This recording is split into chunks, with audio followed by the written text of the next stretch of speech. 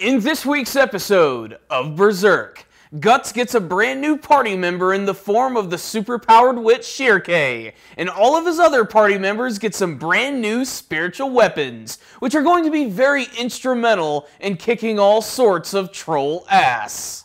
I am very glad that I found the time to do this review today. Currently, I am in Albuquerque, New Mexico, working on a documentary. I have been traveling all week and have been on way too many plane rides, but luckily I had the night free to actually watch Berserk, and I'm really glad that I tuned in, because for me personally, this is sort of like the turning point for the Berserk series, where it ceases to be a medieval war story and goes full throttle into transforming into a super brutal fantasy storyline.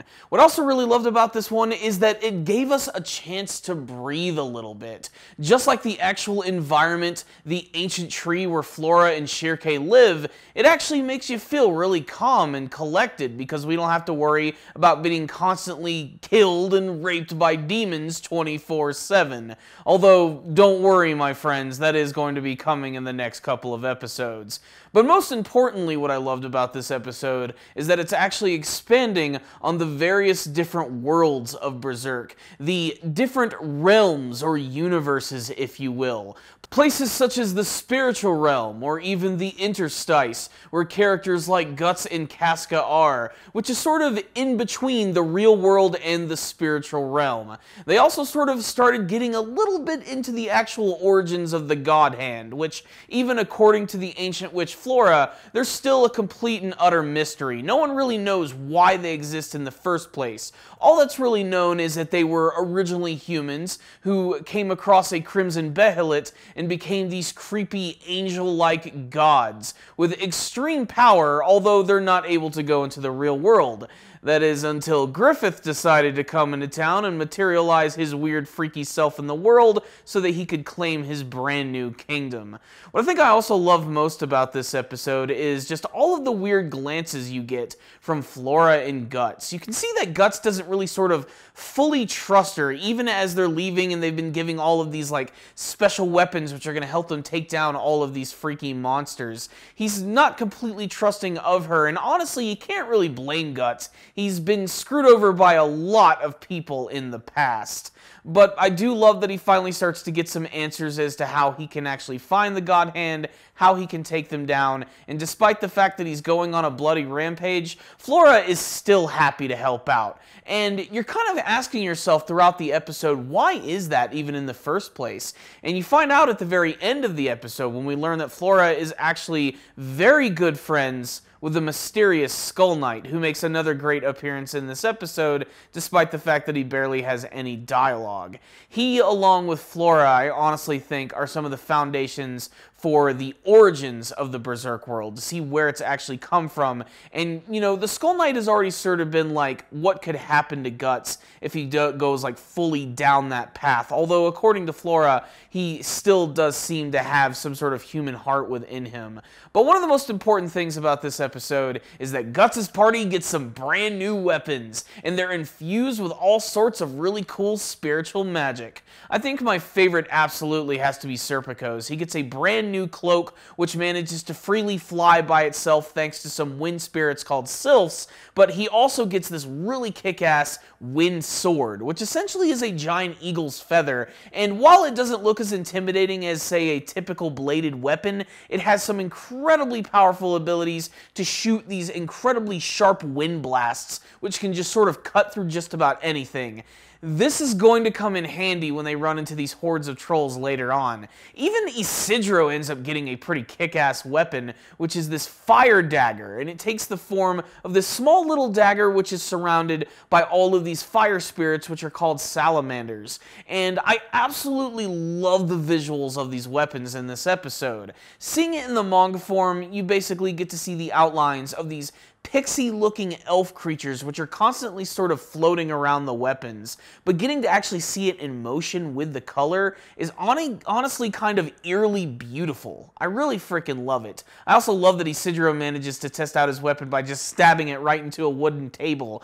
It is interesting, however, that a few other members of the party also do get some brand new gear, but they tend to gloss over it a little bit more in the anime version. It's not as important, really, but both Farnese and Casca also get some silver things that they're going to be able to wear. Basically, it's like chainmail that they're going to be able to wear underneath their clothes, and that's going to be incredibly instrumental to protecting them as well. The cherry on top of this incredibly awesome Sunday, of course, is that Shirkei is going to be joining Guts on his journey. It is something that Flora has actually demanded that she do herself.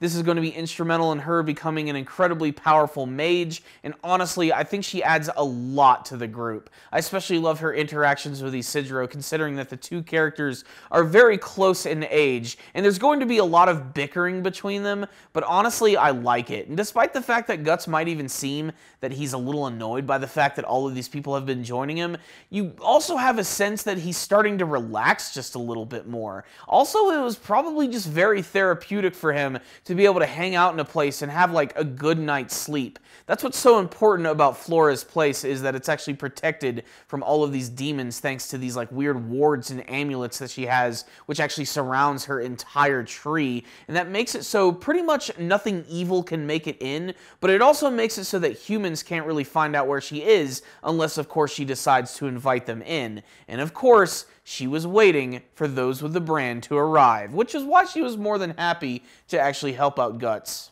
The episode comes to a swift end when we get to see that Guts and his brand new party have returned to Morgan's village, which has just been completely ransacked by the trolls, who have managed to kidnap this girl Hannah, who is about to go into a nightmare, which honestly I can't even describe, and you'll have to see it for yourself. I envy those who do not read the manga version of Berserk, as all of this is going to be incredibly fresh and, of course, incredibly shocking. Rest assured, this episode was probably the most pleasant episode of Berserk that I have ever seen, but it's about to do a complete 360 when we go to the next episode, and things are going to get bloody and messed up and frankly kinda rapey. So what's the rundown on this week's episode of Berserk? I really love this one. Like I said, this is like the turning point for this series. This is where things really start to go into like a full-on fantasy storyline, and I really love the way that it was handled in this episode. I think what I loved most about this one is that it had some great atmosphere behind it, and it's the first episode of this new version of Berserk that kind of reminded me of the old anime from the mid-90s, which is not a perfect series by any stretch of the means, mostly in terms of its animation and its artwork, but the one thing that that series had down pat was its incredible atmosphere delivered by its amazing voice actors, and most importantly, its music, which I really felt was elevated in this week's episode. But like I said, what made this episode so amazing for me was just how like relaxing it was, which is something that you don't see too often in Berserk. You have to realize that Guts is constantly on the run. He's been branded by the God Hand. All types of weird freaky creatures are always constantly trying to devour him and Casca, and they want nothing more than to kill them. To actually have an episode where they don't have to worry about that felt really nice. And it's also really cool that everybody's going to be getting some brand new upgrades. I just think something about that is really awesome. And Shirkei is a character too who honestly is really starting to grow on me.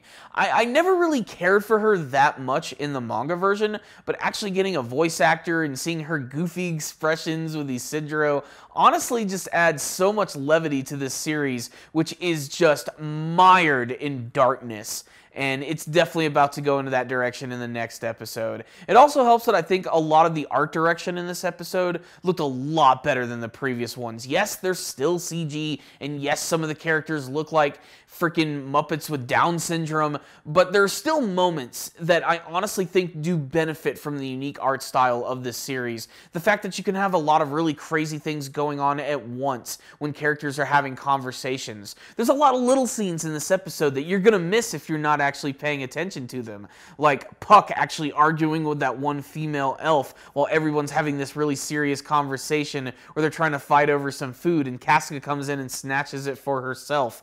The little little smaller moments with them in the background are just fantastic. A lot of the times in anime, especially for those that don't really have a large budget, it's basically watching characters just stand still and just watching their mouths move with a little bit of occasional movement. This is a series that is making things seem a little more fluid, and they're adding a lot more motion to it, and that does make it more appealing to the eye. It just sometimes it looks kind of crappy with the CG animation, but that doesn't necessarily make it bad. And this certainly wasn't a bad episode of Berserk. Like I said, it's a turning point for the series, and I think it's something that all Berserk fans need to check out, especially for those who are continuing to watch the series, and even more so for people who actually do read the manga version. There's something here for everyone, and like I've said many times in the past, if you don't like the anime version, just read the manga. Everybody wins in this situation, and that's why I loved this week's episode.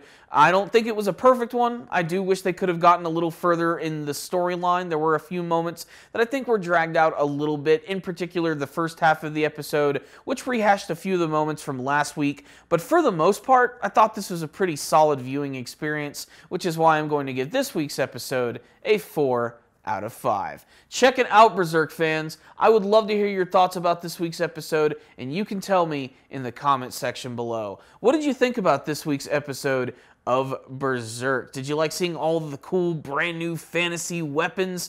What did you think of actually having an episode that was honestly kind of nice for once? And what do you hope to see from the next arc of the series when we get ready to go on a big fun troll massacre?